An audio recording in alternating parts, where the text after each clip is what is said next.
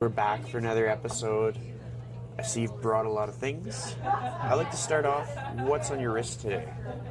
Well, the Tech, one of the most fun watches that I wear because it's kind of so light. It's an Aquanaut 5167R. So you've got the Sunburst chocolate dial, you've got a rose gold case on a brown rubber strap. I know it doesn't make sense. Why would you pay that kind of money for a rubber strap? Because they don't make a lot of it, especially in this color combination. I think currently this one's appraised at about 90,000 US, but if you go online, they're basically anywhere between 85 for a heavily used one. Well, you see, like, it's still wrapped up, so I can't scratch it. And anywhere that gold is exposed, it's actually wrapped.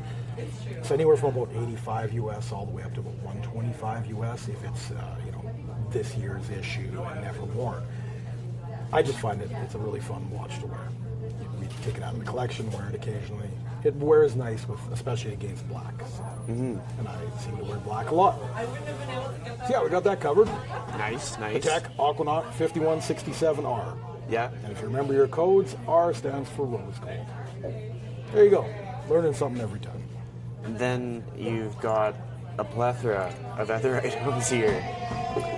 Well, this, as you know, we had our, whatever you'd want to call it, group meeting, along with, you guys learned about a lot of the global equity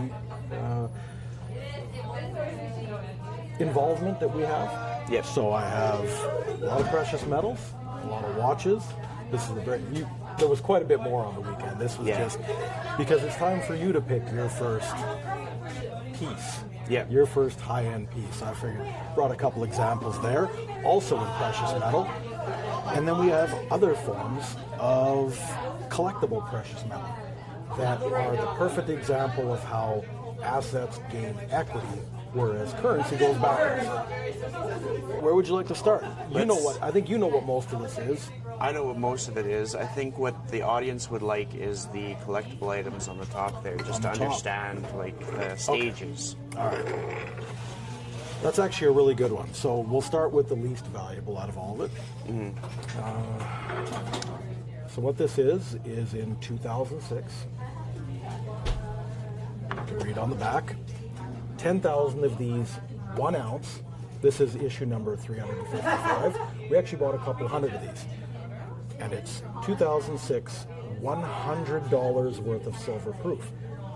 People would say, but in 2006, silver wasn't worth $100 an ounce. Well, it is the moment the Federal Reserve, through the Washington Mint, stamps the $100 bill on it. So at the time, I think it was $18 or $20 US an ounce. This just made it 100. So regardless of what the current market is, I believe the current market just peaked over 100, like 119 or 121 for an ounce. Yeah. Which, here's the learning experience. Holding on to this, the $100 never went away. But the silver can be worth more one day. So it's always worth more. That's the beauty of it. I think silver came back down towards 100. But let's say one day silver's 200.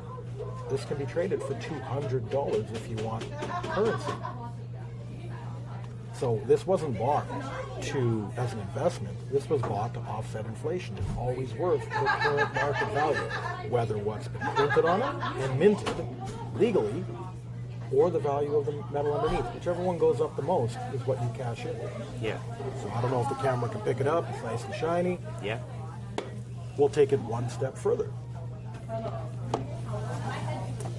This is an HSBC issued $500 gold bill. It's actually got a really nice plaque. You can stand it up like that. So when this was issued, obviously gold was quite a bit cheaper.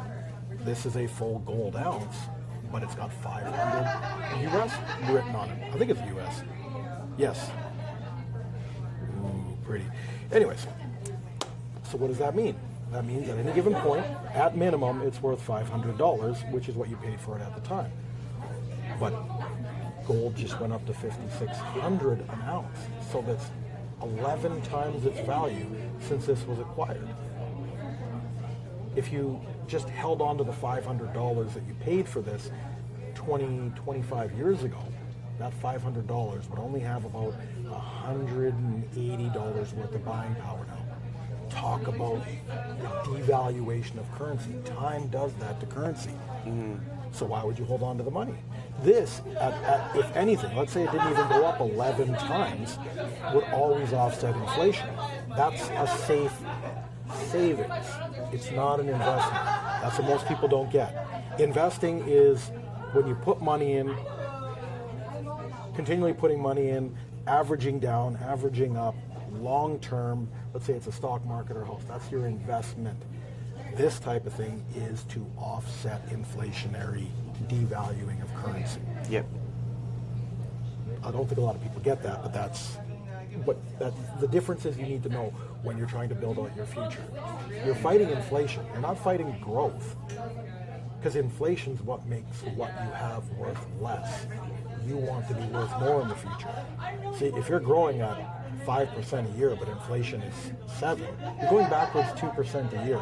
Yeah. So when you go to your bank and your advisor says, "Oh, we're in the 3.5 to 4 range, 5 range," well, COVID got as bad as 11% inflation on static inflation, but as a dynamic inflation, look how much beef's gone up. It's ridiculous. So reading the numbers and actually knowing what's happening dynamically in an economy are two very different things. Yeah. So that's those as collectibles. Obviously, the next step up would be collectibles in something like a watch, because they are also made out of precious metals when you acquire the right ones. So you want to go there next? Let's do the gold. The gold. Oh, Yeah, you want to go for the big shot. Actually, you know what? I'd have to figure out. I don't know which. We'll start here. Okay.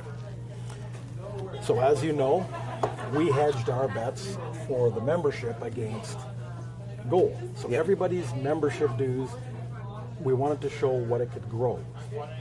Everybody gets their membership dues back, but at the same time we wanted to show what the value of properly invested membership dues could do in your life, which was the whole point of what we were doing. So we had pieces of gold. So each of those, there's 140 of them in here. And yes, the market's going up, the market's going down. Everybody has conspiracy theories and all the bullshit about who's regulating what and what they're doing against currency. But currency is only what you need if you need to spend it.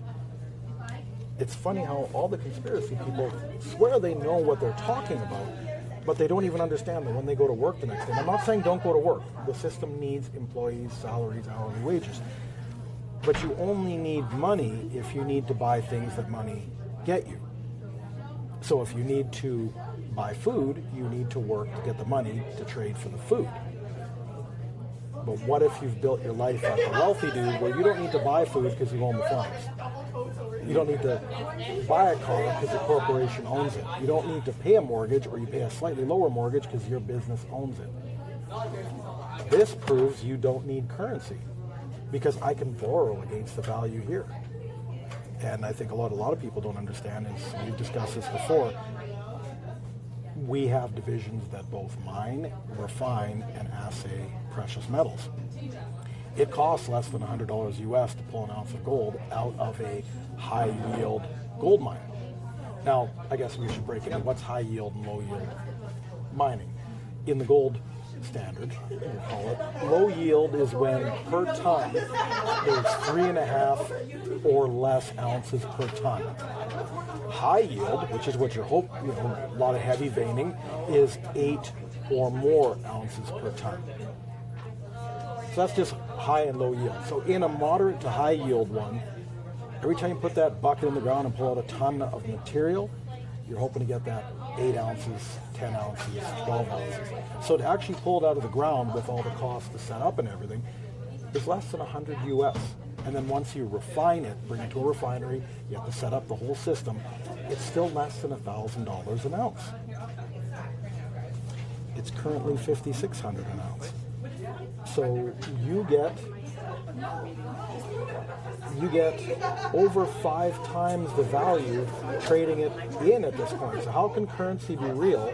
What's important in that equation? currency is just being devalued, but clearly the value of gold, whether it actually has intrinsic value, is 5.5 times or more than what it costs to actually hold it.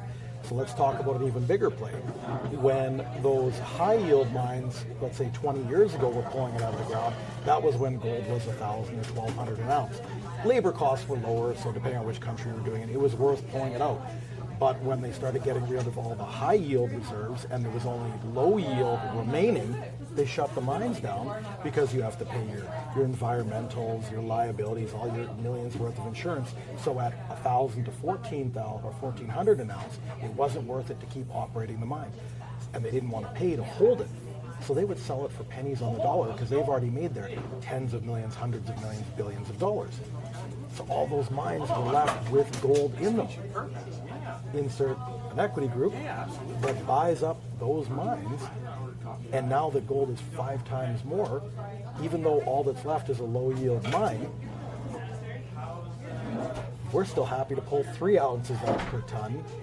It wasn't worth it 20 years ago, but guess what? Now those 3 ounces are 16 or 17,000 US dollars, whereas the 8 they used to pull out was only 10 when they valued it. There you go. There's the biggest play. What was the factor in there? Time. At the time, it was no longer making money. The gold didn't leave. The remaining gold didn't leave. Okay, let's go back and collect it. Oh, then you find out there's also copper and silver in there. You're like, that. It's a much bigger game than most people understand. So if you just take the value in this book with 140 pieces, in the last week, just so I don't mess up, I want to actually pull out a calculator. Yeah. So at 140 pieces, at the beginning of the year, I believe the value was 4,200 US. So that's 588,000 US dollars this book was worth beginning of the year, whenever the first market opened. Well, as of last week, it went up to 5,600 an ounce. That was 784,000 US dollars. Well, guess what it did after that big rise? It crashed all the way down to 46. I call it a crash. It's just a correction. It should have never been bought at 56 at that current market. So that's $1,000 an ounce by 140 pieces. $140,000. It went down in 72 hours. So if you're investing in it, going back to what we were saying, you just lost $140,000. That's a terrible investment. Savings plan, offset inflation. Because if you look at the gold chart, oh, it looks amazing in the last 9 months. Look at this investment, it shot off the charts. But if you put it over 20 years, all it did was this. That's not an investment. There was nothing in the rest of it. So over 20 years to get 5 times your money, that's a terrible return if you're talking about an investment. But guess what it did? It beat the currency devaluation. So that was a long-winded way of getting to that point. What else can we talk about? Let's dive into the watches. Let's dive into the watches. Let's do a shocking one that's going to piss some people off first. Yes. All right. So these essentially are your non-precious Rolexes. You've got a Submariner. Black dial, no date and date. What happened when broke mines played during COVID with all their CERB money, their COVID money and all that? They went and tried to offset, because remember, currency was going to collapse during COVID as well. Why are you told that? Because the people with the assets want to sell you the assets because you're going to pay more. So your currency is going to collapse. Buy gold. Guess what they own? Gold. Currency's not going to collapse. Currency's been here. It's what is valued. It's the way society runs since the beginning of time. Whether it's called crypto, gold, paper, fiat, like all these words, it's still here. A country can collapse, but currency doesn't. You know what I mean? Like, yes, something like the Italian lira, it was worth nothing because Italy didn't run properly. That wasn't currency. It just switched to the euro. The European Union's having its own problems because it can't stick to its rules that it's set to be a member, but we're not going to get into that. Anyways, so these are not very expensive. But again, they're just stainless steel, so they really have no value more than any other stainless watch, except it's got Rolex, and they determine how many go into the market. Yeah. So there's no value there other than what you want to pay for it, how quickly you want to own it. If you're going to wait from an AD, you're going to pay AD price. about 9,000 US, or you're going to rush and pay secondary market so you can have it now for $2,000, $2,500 more. Cool. Over here, we're not really going to talk about this. This is, well, we're doing business in Switzerland now. We've got all this precious metal. Let's make a precious metal watch. We're going to keep that there because we're not going to talk too much about that until future episode. Because we'll talk about extreme rarity and how whether the world thinks it's valuable or not, that has no value to what someone who holds something that's rare thinks. You don't know what it is. Cool. You were never meant to. It's not for you. People do not like hearing that. But at the same time, it also drives up their interest in it. So we'll come over here because, you know, you've been part of what we've been doing for a lot of years. You're recently getting into and studying watches. It's time for your first acquisition. Now, you can go through the Rolex game, play with the ADs, get your entry level, whatever, OP, or something up at the bottom. I move up to a Submariner, then a GMT. 20 years later, you can get yourself a Day-Date. Yep. Or you can go to the secondary market and just pay a lot. A Day-Date right now is about, depending on which model, I believe, I'm trying to go with the US, about 42 to 44,000 US. If you get it from the AD, it can go up much higher depending on whether it's hyped right now or not. But what we have right here, because we hold them as assets, is a whole bunch of the various different precious metals. So you got here, you've got your white dial on yellow gold, champagne dial on yellow gold, chocolate brown dial on a rose gold, the blue dial on the white gold. You can't quite see it, it kind of fell, but the ice pink dial, this is a beautiful one. I'm not going to wear a pink watch, but if I would, that's one of the sexiest ones on the white gold. And over here, a very ultra rare meteorite dial and diamond baguette. So it's going to be your turn to pick out yours. You don't get a look at this. No. But because you come play at a high enough level with us, this is an equitable asset that you've earned through us. So we'll have a future discussion on that. This isn't obviously all of them, but you understand now, looking at them, which one do I like? And it doesn't really matter because you're not necessarily going to scratch up the gold and maybe lose value in the grams coming off or micrograms coming off when you scratch it. But you got to park it somewhere. Yeah. And now you own something that really isn't taxed. You can hand it to a child 20 years later when it's worth over $100,000, or gold spikes even more and it's worth $200,000. You hand it to your son one day for his 18th birthday, and you just transferred wealth tax-free. Yeah. I don't care if anybody was like, oh, no one should have, why do people play with these? I don't think they have value. I don't care about subjective thought. The lesson you just learned is you could transfer a son instantly on your deathbed. Wealth. Yeah. That is the only thing I was trying to get people to understand in that statement. Not whether it's worth it or not whether gold has real value or currency has real value. The wealthy will always value what is rare. They don't value money. Broke people value money. Yeah. This is a tax-free generational transfer of wealth. Now that I'm trying to think back and forth which is worth more, it's the book. Because these are each, we'll just average it. Let's say even with the meteorite one in there, we averaged all of them at, we'll just say, 50,000 a piece. By 60, that's only 300,000 US. This is somewhere around 700. So between the two, there's $1 million US. But I'm not going to sell it for, it's not mine to sell.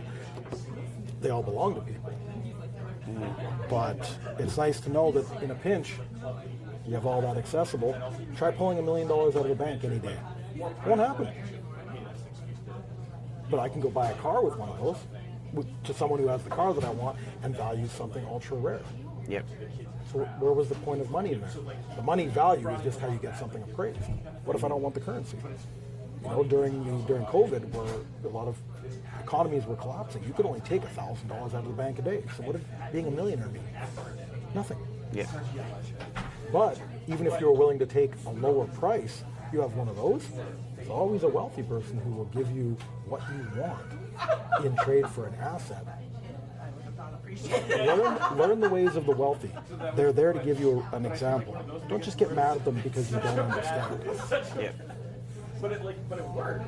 I think this was a solid segment. I think so, yeah. Yeah. Well, thank you again for joining me on the show. Well, like I said, as long as this comfortably leaves before this episode airs, we're happy. But it'll be on a plane later today. So. Definitely. Cool. Pleasure again. Yep.